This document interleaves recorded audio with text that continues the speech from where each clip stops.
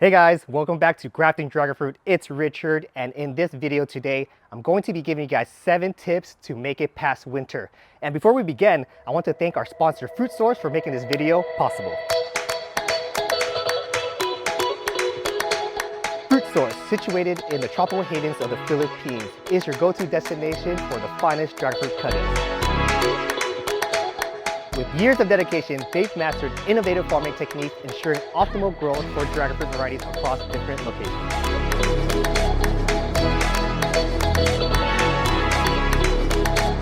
Fruit Source has helped both new and experienced farmers and enthusiasts successfully grow all sorts of dragon fruits, from common varieties to the rarest ones.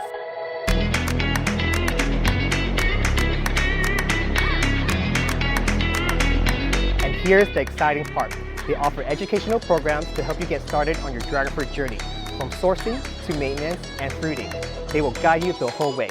Check out their social media for more details. Elevate your experience with Fruit Source, your one-stop resource to growing dragon fruit. Now let's get right to it. Tip number 1, knowing the ideal temperatures to grow your dragon fruit. So dragon fruit, they are a tropical cactus. They're not like your desert cactus where they can take all the scorching sun and not get watered.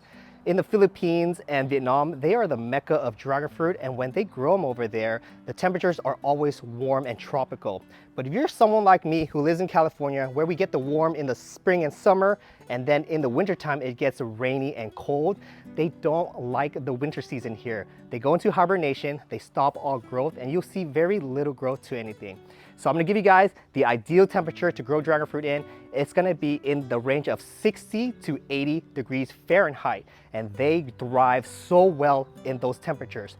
One temperature to stay away from, and if you are living in an area where it rains, snow, or gets cold, you're gonna have to take extra steps on protecting your dragon fruit, but don't let it drop below 40 degrees. Once it drops down to 40 degrees, they kind of freeze. The flesh is filled with a lot of water. So if you know you put water in the freezer, they freeze and then they start to expand because so much water is frozen, so the molecules just gets bigger and they break your dragon fruit. You'll see cracks in them, or sometimes it gets so bad they can defrost and then turn into mush. Just like vegetables, if you were to put cilantro in a freezer and you take it out, all of the cilantro would turn to mush because it froze and died. And that's the exact same thing with dragon fruit once it drops below 40 degrees Fahrenheit. So I'm gonna show you guys some examples of what I'm talking about. Here is a dragon fruit that did not do too well in the winter. There was a lot of rain and it was very cold. So when that happens, it gets either root rot or the flesh just, like I said, gets frozen, and then once it defrosts, it turns into mush.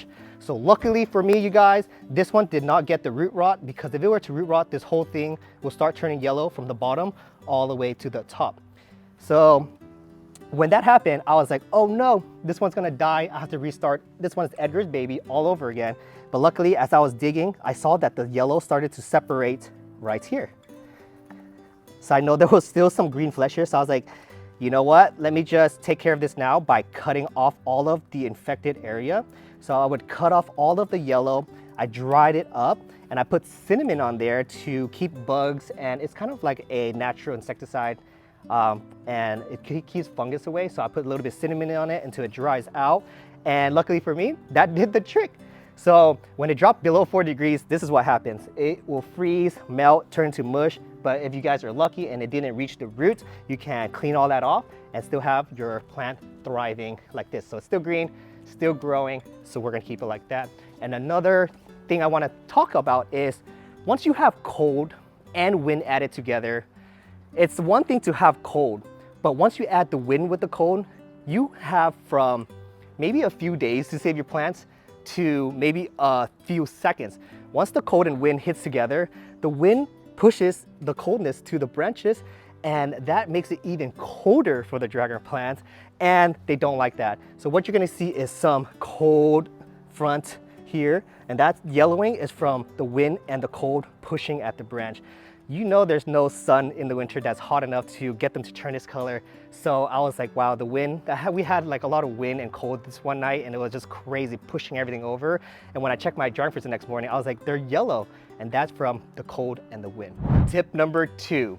So if you live in an area that has temperature that drops below 40 degrees or gets a lot of snow, a lot of rain, or even if you get cold weather with a lot of wind pushing, then it's really highly recommended to build a greenhouse. For me, I don't live in an area with those severe conditions of cold, so I don't really build a greenhouse because my dragon fruits can do absolutely fine without them.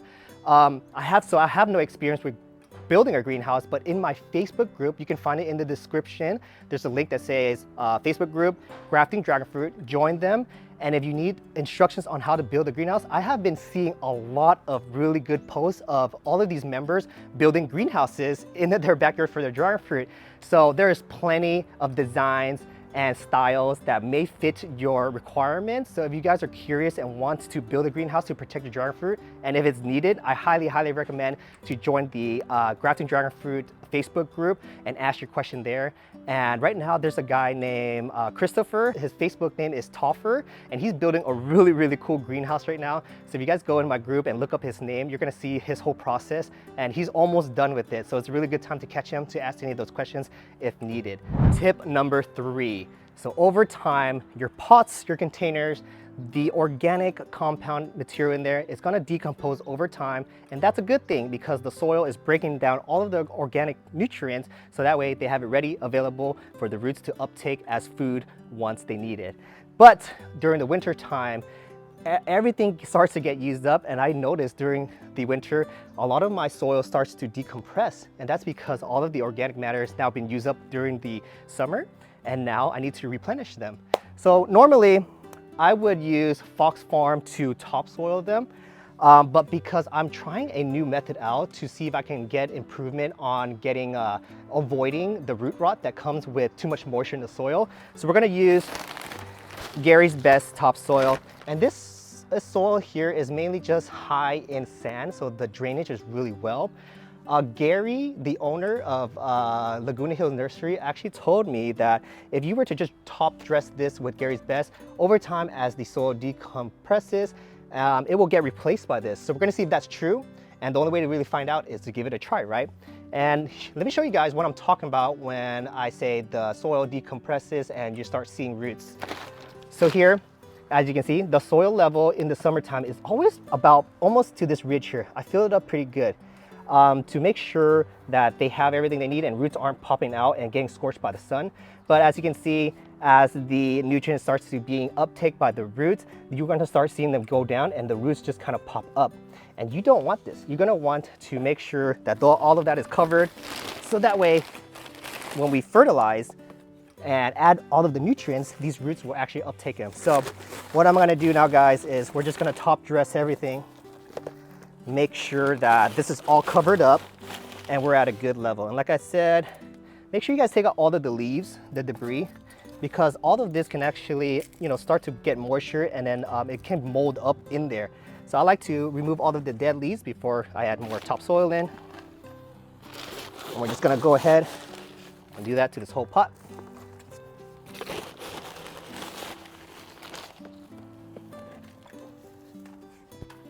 All right. So we got Gary's Best topsoil on the top. The remaining soil on the bottom is the Fox Farm Ocean Forest. We'll see if this helps with the usual cactus rust and root rot that we get during the winter.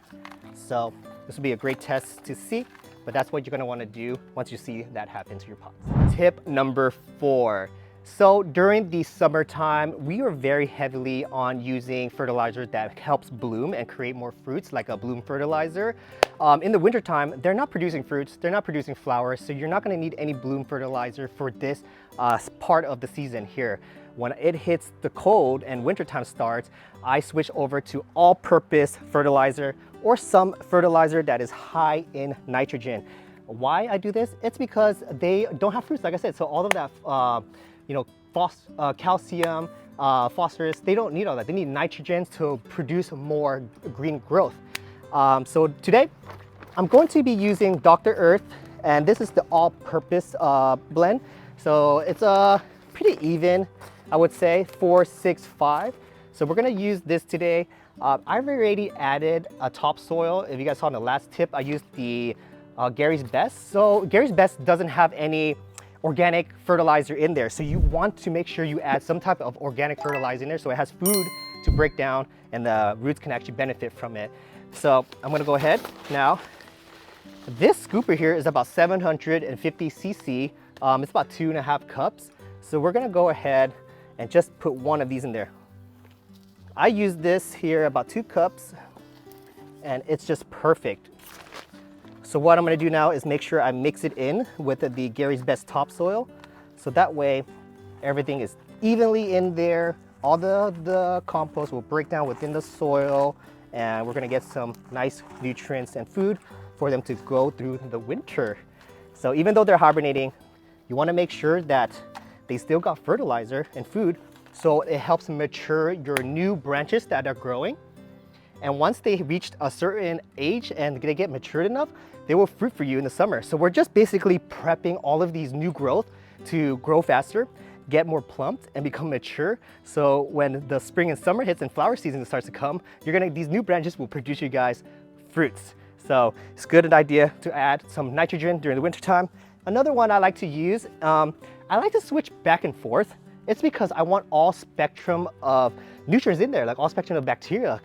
When there's good bacteria in there, they eat up the organic compounds in there and turn it into food for the roots. So one of my favorite brand is Vermisterra. They have compost tea, they have earthworm casting, and they also have a concentrate of earthworm casting called Vitality, and that one is also really good. It helps your plants from getting sick. It recovers them from being sick. So if you guys haven't heard of Vermisterra, I highly recommend you guys check it out. I'll leave the description in below, and like I said, I'll switch back and forth to get full spectrum of all of the nutrients that they provide. So I really like using these 2 products here because it's all organic and you can't over-nut them. You can add as much as you want in there and they'll still totally be fine. Tip number 5. So this tip is more of a cost-effective way to combat rain or conditions that are really wet. So if you can't build a greenhouse like me and you occasionally get that crazy rain in the winter, here's a way to prevent your soil from getting too wet where it can cause root damage and root rot. So what I like to do, guys, is if you guys have these extra large black trash bags laying around, they are great for using to protect the soil. And let me show you guys how I'm gonna do it. So this is a 20-gallon container. And this trash bag, I forget what size it is, but I know it's the bigger one, not your traditional one, the heavy duty one. I'm gonna wrap this around, kind of like a teepee, like this. And I'm going to make sure that this is all covered. So it's really important to make sure you have a trash bag that's big enough to cover your whole pot. And if it's not big enough, you can cut it. Cut it so that way it expands and you have more space. I have some black duct tape here that I'm just gonna put and seal everything tight. But for video purpose, I'm not gonna do the whole thing to save some time, but you're gonna want to make sure you secure this as best as possible and kind of TP it like this. So when water rains down into your pot, it's gonna hit the trash bag and most of it is gonna fall out, and if any's gonna trickle in there, it's gonna be not too much where you have to worry about the root rot happening. So I think this is a really great idea to save money on a greenhouse if you only have to deal with rain. But you have more than rain, like snow and temperatures below 40, build a greenhouse, you guys. So that's my tip on how to prevent from getting too much moisture in your soil. Tip number 6. So we're gonna remove any fruits or fruits that you think that are not gonna taste good during the winter off of your dragon fruit plant. And why I do this is because right before the winter happens, you're gonna get some stranglers that bud and flower, and you're gonna get some fruits that just gonna sit over winter and take months to ripen. And if this is totally subjective and up to you, if you want to remove them or not. For me, some of the varieties, I do remove them because I want all of the energy to be focused to the new growth. If I still leave fruits on, they're gonna be diversing the energy to the fruit, and to the new branches. So your new branches aren't going to grow as aggressively or fast where they can get mature enough to fruit during the summertime. So like I said, this is up to you because I know how hard you work to grow those fruit, pollinating them late at night, and then finally getting a result. So for me, depending on the variety, I would choose if I want to remove all the fruits or keep them, and I'll show you guys some examples today. So here I have, this is Diego's Desert King. He grew this Desert King seedling from a seed, and I asked him what he named it, and we kind of just stuck with Diego's Desert King because that's what everyone's been calling it. I asked Diego, and he's fine with that. So this fruit here is actually ripe. So this Diego's Desert King here is looking perfectly plumped. The thorns are falling off so easily. You guys can see me blow them and they'll come off. But first I gotta take my pruners here to knock off all of the thorns on the base. Okay, so Desert King is one of those varieties that I know that tastes absolutely sweet. Even in the winter time, if you were to leave them and harvest them, they'll still taste so good. That's not true for all fruits. Sometimes I will harvest dragon fruits in the winter time and they taste just like bland water, and that's because there's not enough sun and they're just not getting sweet, you know? So, but some varieties, you can actually get them to still be sweet. So like this Desert King here, Diego's Desert King, just look at how beautiful, plump, and nice this fruit is. So I know for sure this one's gonna taste good. I'll even do a taste test on this for you guys so you guys can see if it's truly sweet during the winter time so you guys don't think I'm lying. Okay, so I'm gonna harvest this fruit. We have some fruits that are not making it, like this one here. I pollinated with Pixie Sky. It looks like it got pollinated, but it just doesn't look too good to me. I feel like it's just stealing energy versus all of these other guys, which I pollinate at the same time. They're getting nice, big, plump. And like I said, Desert King is one of those varieties that just tastes so sweet. So I'm gonna go ahead and keep them. But this one here doesn't look like it's been accepted as pollen. So I'm gonna go ahead and take it off and just remove it. So any fruits that you guys think that don't taste good, just remove it. So that way all of the energy can focus onto these new growth that's happening during the winter time. And by the time that summer, spring hits, you guys are gonna have mature branches ready to fruit. And the final tip of today's video is pruning your branches. I know a lot of times you guys are pruning in the springtime, but even in the wintertime, they can start to be really productive with producing new branches. And let me show you guys where they like to do it. Usually it happens at the base because all of the roots are down here and all of the nutrients here. So usually when they push out growth and you have an established top already, they like to start pushing them down here to reach up there. Normally, I would take off these branches because all of the sun penetrates the canopy on the top. All the fruits that are produced on the top will get all of the energy. The sweetness of the fruit will be more because it's getting more sun. And when these are draped over, it's gonna block all these branches from getting direct sun. So you know you're not gonna get the best tasting fruits from that. Normally, I would take these off, most of these off, but because I have a website now, graftingdragonfruits.com, that will be in the description as well.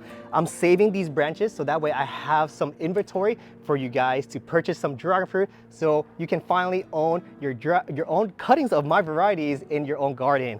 So let's just show you guys some example of what I normally would take off. But today I'm not doing any of that because like I just said, I'm gonna save these cuttings here to let them mature enough and post them on my website so you guys can get a chance to get them. But everything below here. So technically, this is Sour Patch Kids, this is Thai Gold, and we have another Thai Gold in the back. And this is White Sapphire right here. It has a new growth here. So I would take this,